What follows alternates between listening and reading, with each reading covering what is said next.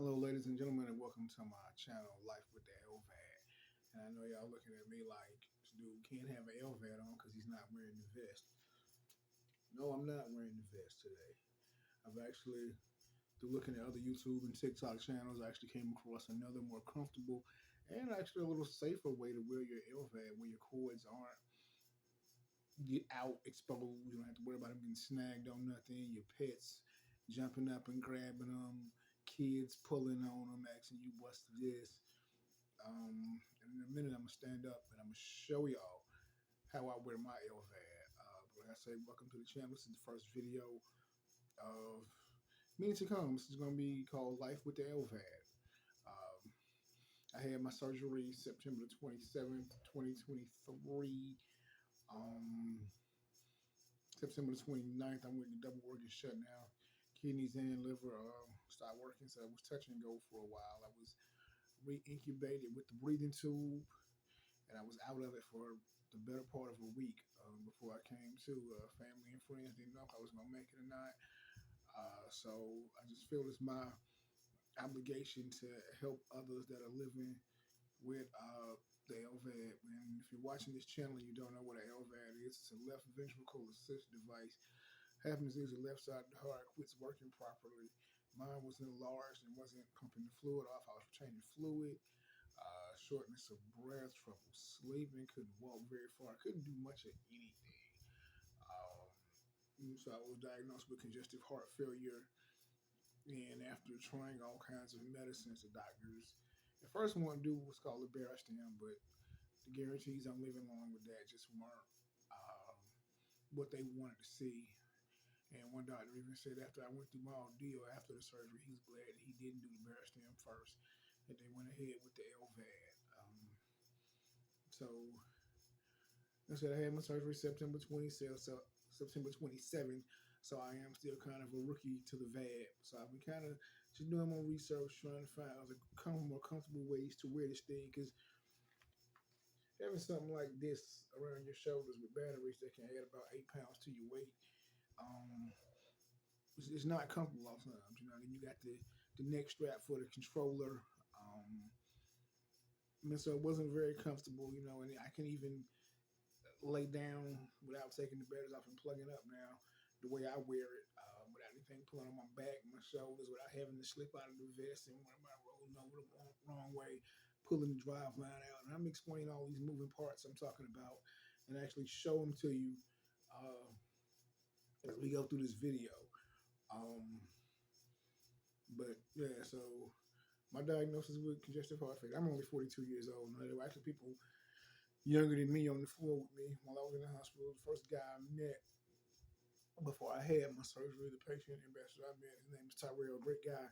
Um, he's actually younger than me, so it was like a help to see that heart failure really is not an old person's disorder.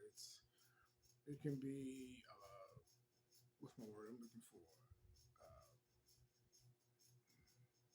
Genetic. Weight, your sodium intake, the way you eat, heavy drinking, too much stress, all that can contribute to it. I'm a heavy drinker, not a smoker, but I can attest to stress in the life. Um, so let's see. I started. Actually, I'll give the backstory. So back in 2021, was diagnosed with Hodgkin's lymphoma and a weak heart muscle all in the same week. Went to the hospital because I was having difficulty breathing, couldn't lay flat on my back at night without jumping up, feeling like I was choking. So January 3rd, 2021, I went to the hospital. About 5 days in there. They came in. That was a Sunday when I went in. Like Tuesday, I found out it was my heart. And then Wednesday, I remember a surgeon coming in saying he had to do a biopsy. I'm like, yeah, I think I have. And before I could get to work, he's like, yeah, we found some swollen lymph nodes down around your gut and your groin. So we just want to do a biopsy. They won't let me do it while you're in the hospital because they don't think your heart can handle anesthesia. So I got out, got diagnosed with Hodgkin lymphoma, went through chemo. Um, was being treated by a cardiologist. Heart actually got better for a little while. EF, which is your ejection fraction rate, and if you have heart troubles, you know all about them doing the echocardiograms and the EKG. You used to see your EF. EF went from 20 to 35, and then it plummeted again. Uh, Late 2022, going into 2023. And so I was sent to what's called the Advanced Heart Failure Clinic at the hospital here in my city. Great team of doctors and nurses. I love them dearly. Um, Doctors like we try everything medicinally. Medical rehabilitation just does not seem to be working for you. So we started talking about different surgical procedures, and at that time I was going through something in my life. I won't really go into details with it on here, so I had to get that straightened out because it's a lot of moving parts to have this surgery. I had to get some things straightened out in my personal life, and then uh, late August I found out that late September I was going to be having the surgery. And what was supposed to be a 21-day stay, they say at the max, with recovery time and getting your bearings back, turned into a 6-week, 4-day stay because I actually went to the hospital early because they discovered I got sick one weekend and they discovered I had Klebsiella in my bloodstream, which is a bacteria that's already in your body, but getting sick and other factors can cause it to wake up and cause you some problems. I had a PICC line in my arm at that time. And PICC lines are lines you keep in 24 hours a day. You can only hook it to shower. Um, and it shoots medicine to your heart. But that's not a end all be all. So unfortunately, some people don't qualify for the LVAD, and I think I just lost a very good friend uh, about a month ago. Me and her talked, and she told me she was proud of me for being hours before the surgery, and she knew that things were coming to an end for her. So we talked. I went to see her in the hospital. I actually saw her the last time I let her come downstairs and go outside. I was leaving from an appointment and got to see her. So, um, but yeah, so back to the surgery. It's a lot of moving parts. You have to go through a lot of tests, mental, your living arrangements. It's a lot of physical tests you undergo. So I had to make sure my cancer was still in remission. Um, so going through all that, and then getting sick and actually have to be in the hospital early. I spent 6 weeks and 4 days in the hospital. I was in the hospital from September the 9th until October 13th, somewhere along those lines. So it was a long hospital stay, most of it in ICU. After a double organ shutdown, I had to learn to do everything again, from washing my face to brushing my teeth to washing. I had to learn how to walk correctly again, go to hold my bowels, go to the bathroom. It was a long road to recovery, but thank God I'm still here. So like I said, I know y'all sitting looking at me like, this dude says he has an LVAD, but he's not wearing the vest. So what I'm about to do now is stand up and show you guys something I learned on YouTube that will help you. I know a lot of y'all do the fishing vests or the LVAD t-shirts. If you can afford them, those things are very expensive. On Amazon, they run $89 to $99. But I have on what's called a football girdle with shorts. The guys whip under their football pants to put their pads in. And I tuck my batteries in. It's very comfortable. So I'm going to stand up now and let you guys get a peek at what I'm talking about.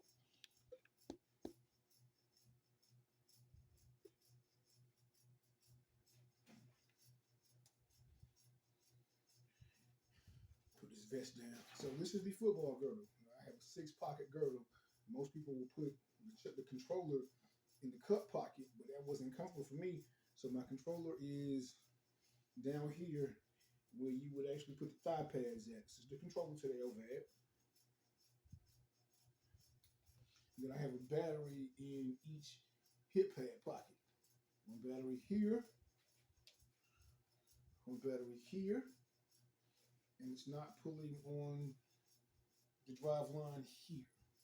That's the drive line. That line comes from the pump that's inside your heart all the way down and out your abdomen, and it's connected to the controller. And so what you do with this girdle is, and I got this for $30 off Amazon, and it's an Under Armour. You take it, you flip it inside out, you put it on over your underwear. It's like having on another pair of shorts. You connect your batteries to the driveline cables, the power cords, and you just simply slip them down. One in this hip pocket, one in this hip pad pocket. Like I said, you can put your controller, if it's comfortable for you, you can put it in the cup pocket, Or you can do what I do and put it in the thigh pad pocket. It's more comfortable for me. I can move, walk, and it's actually been 25 years since I played high school ball. Never thought I'd be wearing a football girdle again, but here I am wearing one, to keep my LVAD. You see how the wires all go down. They're not around your waist, around your abdomen. So somebody can grab them, pull on them. A pet can accidentally snap on it. A little kid goes, "Ooh, what's that?" Because I actually, around Christmas time, I was in church holding two of my little cousins, and they were just so fascinated by the controller. They were like, "Hey, whoa, you can't do that. That goes into my tummy. You might hurt me. So let me show you what this is." Um, and it's out of the way. And like, because when I was going to the stores with the vest on, think about it. You see somebody walking to the store with this around their shoulders, not under a shirt, and if you're not looking carefully, yes, these batteries with the handle, but there's just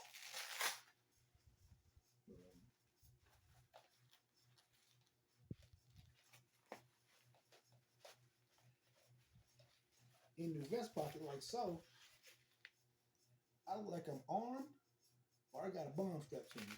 And there are people who will stare and look at you all kinds of crazy. So with the football girdle, think about it. It's under your pants, wires are tucked in. You don't have this vest on.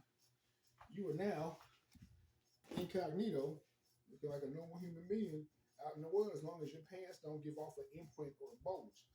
And I actually went to church Sunday having a pair of jeans over this, and another LVAD patient that goes to my church, he was saying he was proud of me because I found another more comfortable way. He still wears the vest. He's an older gentleman.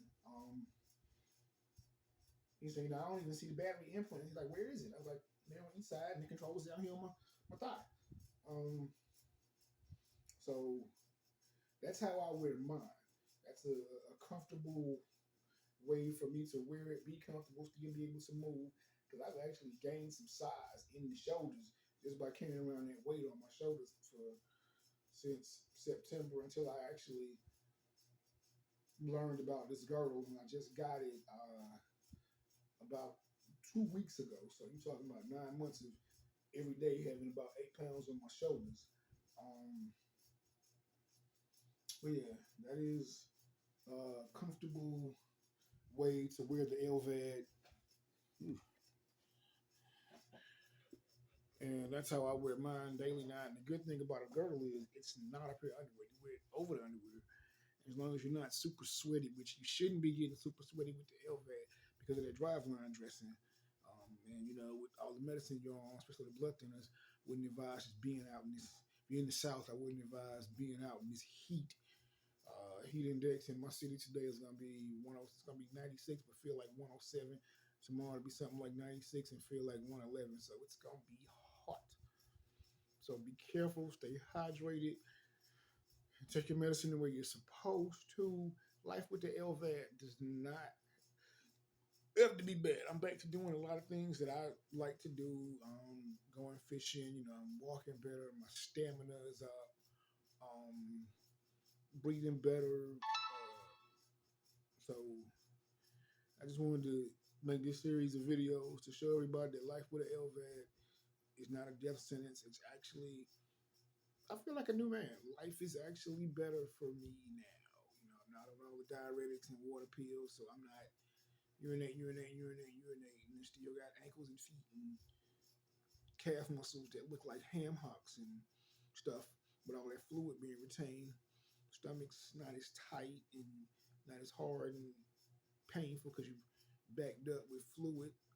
I know I'm breathing better because my lungs aren't, trying to process all that fluid. So the LVAD is a wonderful, wonderful tool. I mean, and if you're eligible to get one, I cannot give medical advice for certain reasons, but I can just tell you my story and say what it's done for me.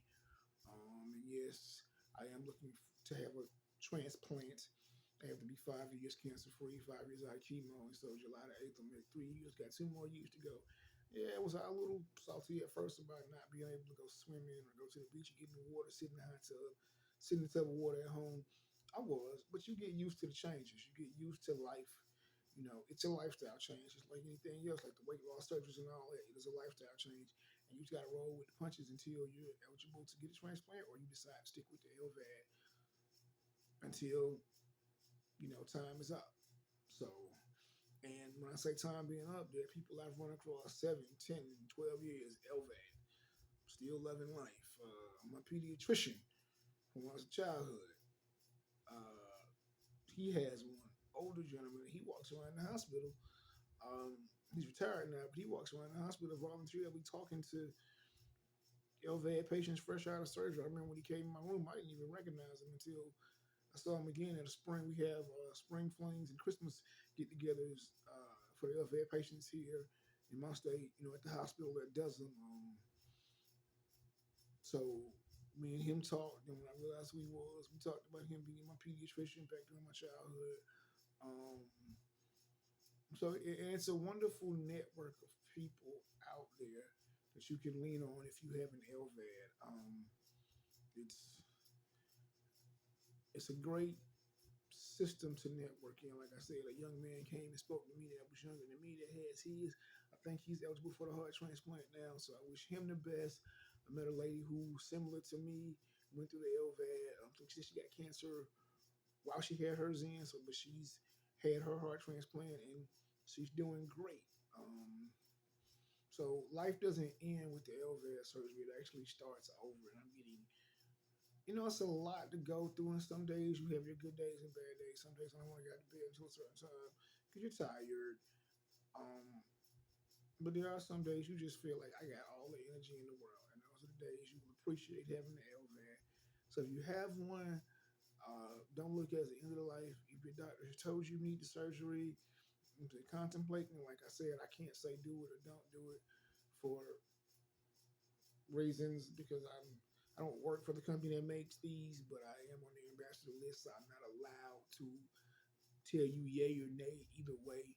But I will say it's changed my life tremendously in the 10 months that I had it. I feel like a different person, and I just want everybody to know that congestive heart failure with all the technology we have now can be treated. Um, in different forms. I think the LVAD is probably top of the line. I have what's called the HeartMate 3. So it's been changed and tweaked a few times, and they're still making changes to it. So people having the surgery behind me, there may come a time when these batteries are smaller, these controllers are smaller, the vest is more comfortable. It may come a time, but just figure out ways to make it comfortable for you. Like I know some people who say they do the fishing vests either under or over their shirts. There is a shirt they make with pockets so that you can wear underneath your clothes to keep from having to wear the vest. But the vest comes standard with after the surgery, and you are taught every hospital that does these surgeries has a team that teaches you proper care and maintenance for your LVAD, what you can and can't do, how to change your dressings. It talks to you about your diet, all that afterwards. And we're gonna get into all that stuff in later videos. Today's video was more so just me starting this channel, showing you guys how I wear my LVAD and talking to you about things I've been through since before and after September 27, 2023, which was actually 2 days after my 42nd birthday. So my 42nd birthday was gift was the gift of new life. And I don't take that for granted. So I'm out here doing things. I do have a book on the market. I'm writing poetry more. I'm into things that I like to do now because I had a time on my hands. So, like I said, I can't say yay or nay if you're on the fence about telling your doctor to go ahead with the surgery. All I can say is just consider how at 42, it's tremendously affected and changed my life. And with that, I'm not going to hold you guys any longer. There'll be more videos coming. Peace, love, and God bless. Life with the LVAD.